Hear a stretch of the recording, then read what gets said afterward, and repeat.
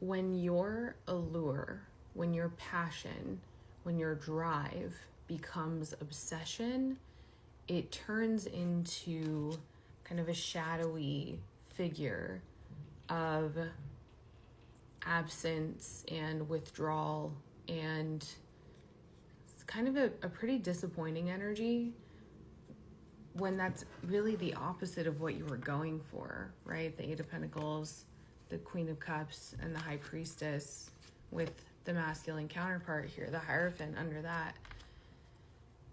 I think there's a way that you're going about something that just can afford to be put under review. Let's get, yeah, Four of Cups, but you might feel a little closed off to that. Five of Pentacles. Let's get a little bit more about the situation at hand here. Tell me about the situation. Knight of Wands, the Sun and the Moon. A lot of counterpart balance here. The Seven of Swords at the bottom. The Knight of Wands, the Sun and the Moon. I think you don't really know what you're doing, babe. I think you don't really know what you're doing. Knight of Cups. When I split the deck, this feels like an energy that really is asking to be grounded. This feels like an energy that is asking for, wow, I'm having glitching on one of my devices here. That's really interesting. There's been something about glitching the matrix. So I'll show you. Some of you guys know about my fancy water bottle. I got a hydrogen water bottle, and it's stuck at between 505 and 506. I hope that fixes itself because it's just gathering gas in the chamber.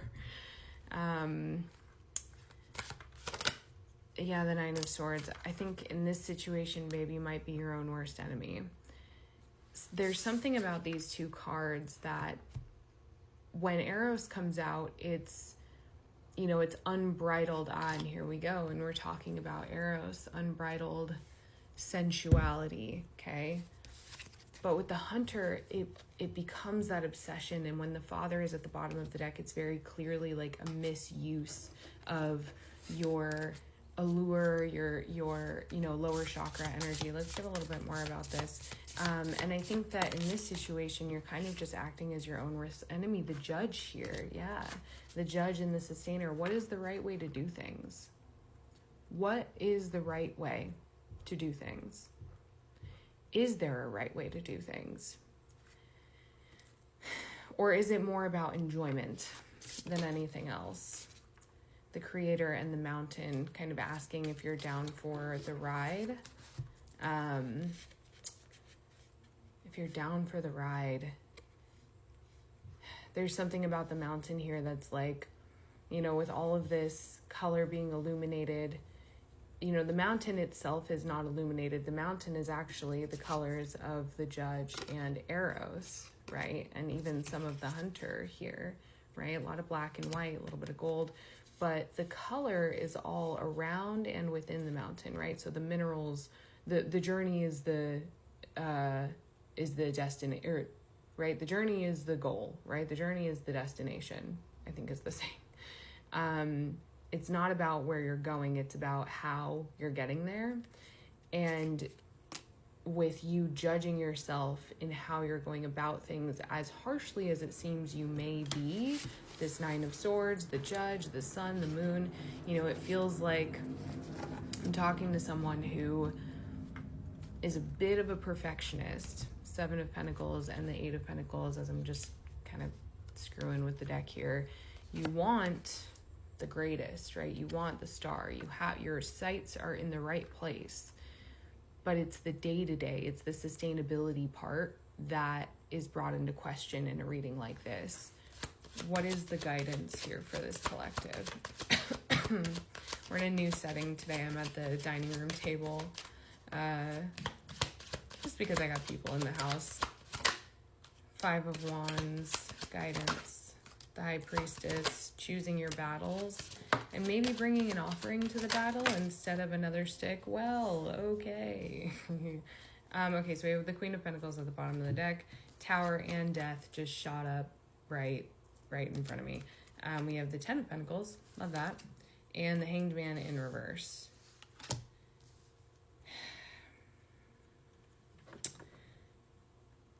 It's like I'm hearing something about the water that you're feeding, which makes me think of like thirsty water is kind of what we call like distilled, or like water that lacks minerals, you know, water that isn't truly hydrating, thirsty water. And so it's like you're watering the garden, right? You're doing what you need to be doing, but the foundation itself, the way that you've been doing things is begging for change, okay? And instead of fighting with yourself on, because I think that you know that, right? Instead of fighting with yourself on what the right way to do that would be, try to move with what's changing and trust that it's going to work out in your highest favor, right? The Queen of Pentacles, there's something about this card that's being intentional, right? Lately, I've been pointing out the little rabbit in the Queen of Pentacles. It's the choice to move slow and be in more of like a receiving and alchemical kind of place in the garden, instead of the rabbit here, not on this side, the rabbit here that's saying like, you know, rabbit energy is a little bit skittish. It's a little bit frightened. It's a little bit scared. Okay, I'm curious about this Tower energy. Tower and the Star, maybe what you are setting your sights on is changing. Temperance, yeah, and there you are moving with the energy. Well, maybe not with the Ten of Wands and the Magician. Maybe you're not. This reading is about flexibility. You know, this reading is about something that was illuminated to me recently, like the medicine of the willow tree. It's something that moves with the wind, bends but does not break, but is still the strength and wisdom of a tree, right? But with the Magician and the Five of Cups, it's making me think that your perfectionist tendencies and your kind of being hard on yourself, for one, I don't think that that's your voice, right? With the Father, how the Father came out in the Archetypes deck. Oh, and I just split to it. I picked it up like this and I just split to it. The Father archetype and the flame there at the bottom, I would imagine that this is an energy or a person that you know, a formative voice in your life, whether it's in your present or in the past, that taught you strength was something other than what it truly is. And so you're going off of this model that was maybe given to you, but is asking to be outgrown, because or is asking for like an upgrade, right? You are outgrowing it. With the Page of Swords here, it's like there's not intentional. I think that you care a lot, but maybe a stunted rather than careless, which is what I was gonna say, way that you have been going about things that maybe matter a great deal to you, you know? So this is a reading for someone who I think has been holding back in some places and letting it rip in other places. Your journey to this truly sustainable foundation is one that does not have to be hard. It does not have to be fraught with hardship, right?